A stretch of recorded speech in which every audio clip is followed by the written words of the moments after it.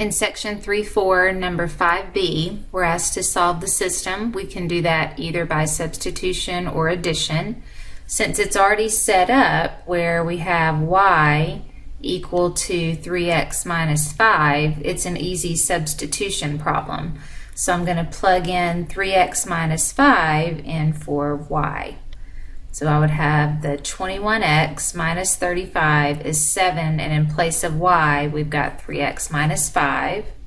We'll want to distribute the 7. So I'll have 21x minus 35 is 21x minus 35.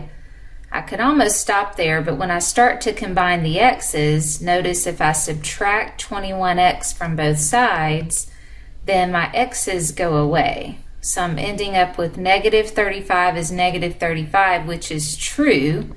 So I have a true statement, which indicates that if I have a solution xy, and it makes the y equals 3x minus 5 true, it's also going to make the other line true. So any point that's a solution to this line, if it lies on that line, it lies on the other line, which actually means that they're the same line. So I have an infinite number of solutions.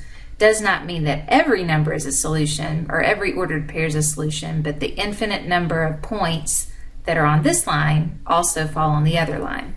So we would say true. It is true that it's an infinite number of solutions, but specifically it's all the ordered pairs that would make this equation true. Moving on to number 6. I'm making both a cost equation and a revenue equation. And the cost equation is going to be in the form of c of x, which that's just another representation of y, is equal to mx plus b.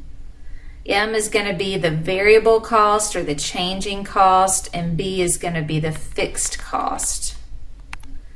So when I'm asked to write the cost function and it says that the company manufactures small canoes has a fixed cost of $1,800, that's going to be filled in for B. It costs $20 to produce each canoe, so $20 times every canoe, and we are letting X represent the number of canoes. So it would cost the company $20 times every canoe plus the fixed cost of $1,800. Revenue is how much money that the company receives from customers, from paying customers. So if the selling price is $80 per canoe, it would be $80 times every canoe sold. The break-even point is when we set revenue equal to cost. So if I get the same amount in that I've paid out, then the company has broken even. So break-even, we set them equal to each other. So I set this equation, the cost equation, equal to the revenue equation. So 20x plus 1,800 equals 80x. We'll solve the equation by subtracting 20x from both sides. I end up with 18,000 is 60x. Divide both sides by 60, and we'll end up with x is equal to 300. Remember that x represented the number of canoes that were both produced and sold. So to break even, the company would have to sell 300 canoes. Okay.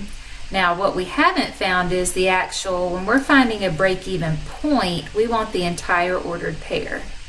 So 300 was your x value. I can plug 300 into either one of these equations and find what the y value would be, but the easiest one seems to be the 80 times x. So if we use 80 times x, that's 80 times 300, which is 24,000.